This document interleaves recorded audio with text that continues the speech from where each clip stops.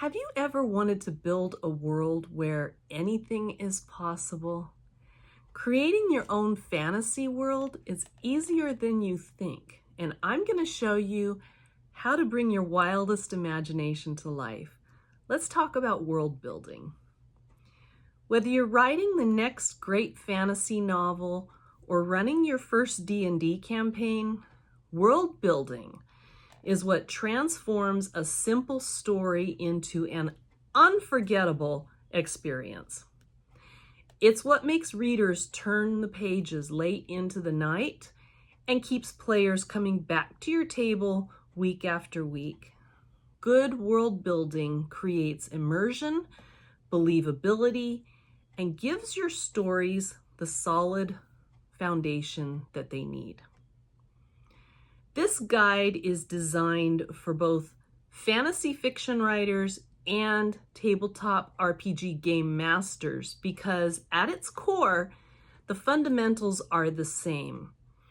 You're both creating living, breathing worlds that feel real to your audience. And for my readers, this will give you a peek into how I create my fantasy worlds. What makes fantasy world building unique is the freedom that it offers. Unlike historical fiction or contemporary stories, you're not bound by real-world limitations in fantasy. You can have floating cities, talking animals, or magic that rewrites the laws of physics. But with that freedom, don't forget, you also have a great responsibility. You need to create consistent rules that will make your world feel authentic. So today, I'll walk you through the essential building blocks that every fantasy world needs, from geography to magic systems, and we're going to show you how to avoid the most common pitfalls that can trap beginners. I'm also going to give you some practical tools to help you organize your creative process. So let's get started. Let's address the elephant in the room first. Many new world builders feel completely overwhelmed when they sit down to create their first world. Where do you even begin when you have infinite possibilities? The secret is to start with just 3 foundational elements: geography, magic, and history. Think of these as the pillars that everything else is going to rest on. So geography and climate. These are your starting point because environment shapes everything in your world. A desert culture will develop very differently from a forest culture. Rivers will create trade routes. Mountains create barriers and defensible positions. You don't have to map every hill and valley. Just sketch out the major features that impact your story or your campaign. You might put in a surprising twist that can transform your basic geography. For instance, what if your world has 2 suns? Suddenly, you're dealing with extreme temperature variations, unique seasonal patterns, and cultures that have had to adapt to either constant daylight or strange shadows. This one change can ripple and should ripple through every aspect of your world if you do it right. Magic systems need rules established early on. Is magic rare or is it common in your world? Does it cost something to use it? Can anyone learn it or is it tied to bloodlines? The key distinction is between hard and soft magic systems. Hard magic has very clear rules and limitations. Think of Brandon Sanderson's allomancy. Absolutely amazing. But soft magic is more mysterious and atmospheric, like Gandalf's abilities in The Lord of the Rings. Neither is better than the other, You just need to pick your approach and then stick to it. Don't mix and match. History doesn't require centuries of detailed chronicles. When you're creating the history for your world, you can focus on 2 to 3 major events that shaped the current state of your world. Maybe there was a great war that scattered the elves, or perhaps a plague wiped out all the dragons.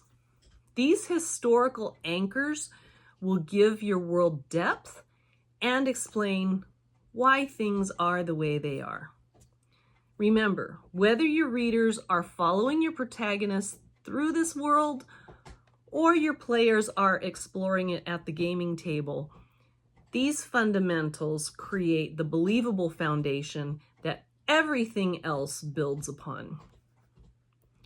So now let's populate your world with people who feel real and cultures that feel lived in. Societies and governments reflect how people organize themselves. Don't just default to medieval European feudalism. Consider how your world's unique elements would shape governance.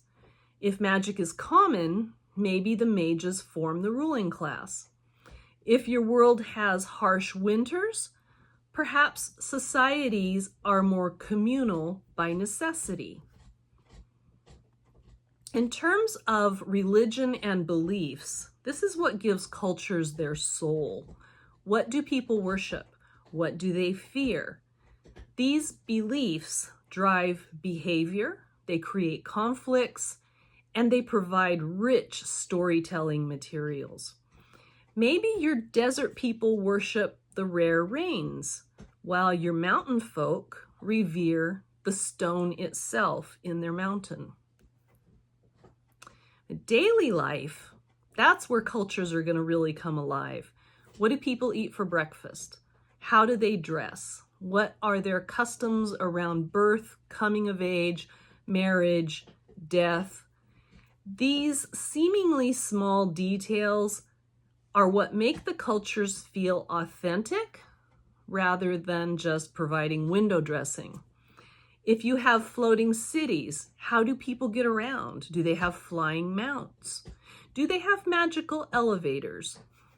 Practical considerations like these create believable societies. Languages.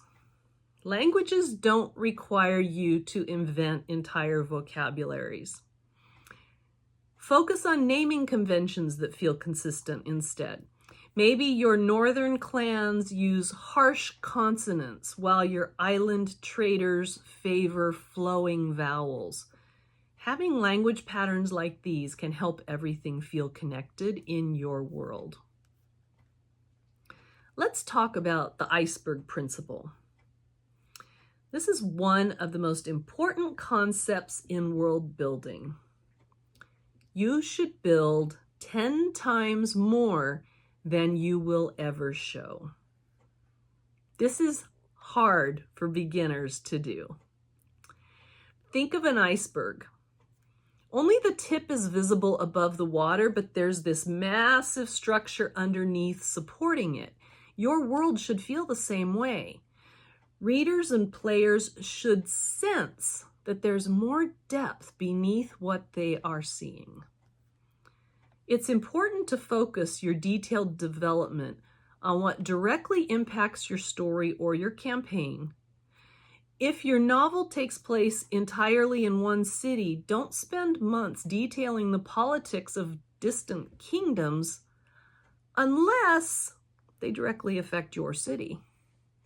And if your D&D campaign starts in a tavern, put in details that make that tavern feel real and connected to the larger outside world. The art of creation is in hinting at this deeper lore without overwhelming your audience. This is really important. You can drop casual references to historical events that were huge in the past.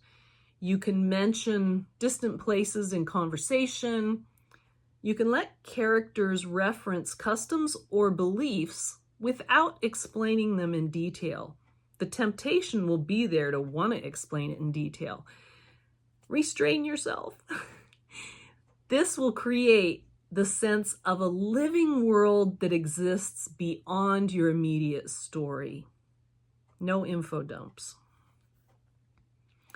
It's also important to leave believable gaps.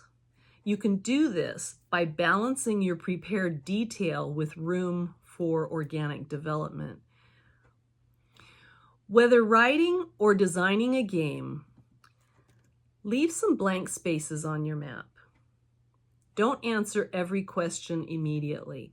Sometimes the best world building happens when you're forced to improvise and build on the foundations that you have created. So let's talk about some common mistakes. I want to save you some time by highlighting the mistake that almost every new world builder makes. We're going to talk about 5 mistakes. The first is over-explaining everything up front. That's the biggest trap. That's your info dump. Don't dump your entire world's history into chapter 1 or spend your first gaming session reading lore.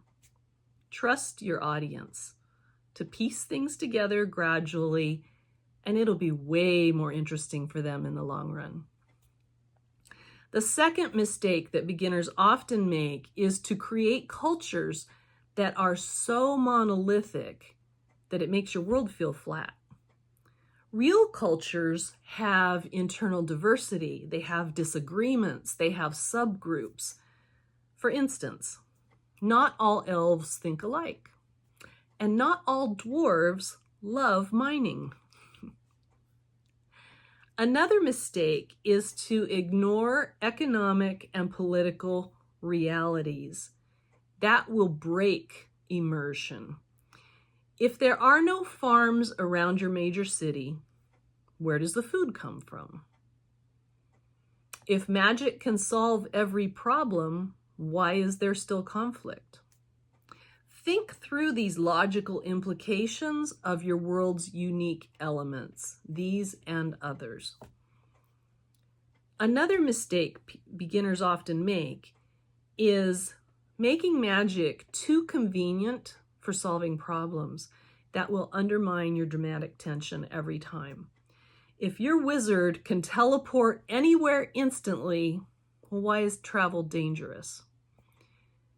Build meaningful limitations into your magic systems to help combat this. The last mistake I'm going to mention today is building everything before you need it can lead to burnout and wasted effort. Just start with what you need for your immediate story or session, and then expand outward as needed. Now let's talk about the practical side of organizing your creative process. One of the first things that you can do is to create simple templates for the major elements: geography, cultures, organizations, important NPCs. Having consistent formats makes information easy to reference later. Also make sure to include sections for what's immediately relevant and save space for future expansion. You're going to need it. Next, build a collection of real-world cultural references. Study how geography has shaped actual civilizations. Look at how different societies solved similar problems. And this real-world research gives your fantasy cultures authentic foundations to build on.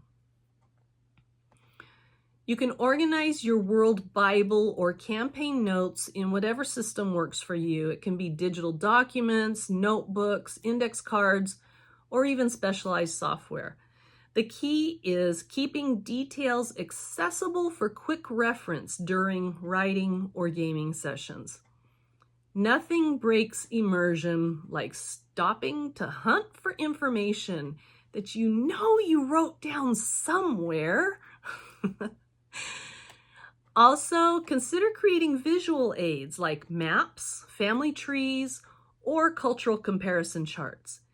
These help you quickly spot inconsistencies and make connections that you might otherwise miss.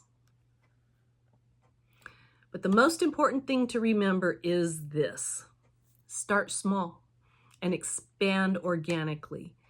You don't need to build Middle-earth in one day. Tolkien sure didn't. Begin with the core elements that serve your immediate needs and let your world grow naturally as you write or play. For fiction writers, always ask, does this feature serve my story? Not every cool idea needs to make it into your world. Focus on those elements that will create conflict. They'll drive character development or enhance your themes. For game masters, remember to build with player agency in mind. Leave room for your players to surprise you and contribute to the world's development. The best campaign worlds are collaborative creations. Your fantasy world is a living thing that will evolve as you work with it. Don't be afraid to change things that aren't working or to add elements that you didn't originally plan. The goal isn't perfection. It's creating something that feels real and serves your storytelling needs, because storytelling is the most important part of what you're doing. So how about you? I would love to hear about your world building projects. So drop a comment below and share one unique element of the fantasy world that you are creating. Maybe it's your magic system, or an unusual culture, or a piece of geography that changes everything.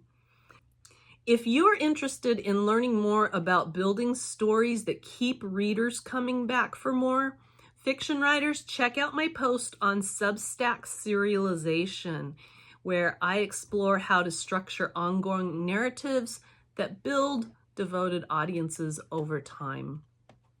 And remember, every fantasy world started with a single idea and one person who was brave enough to explore it. What world will you build?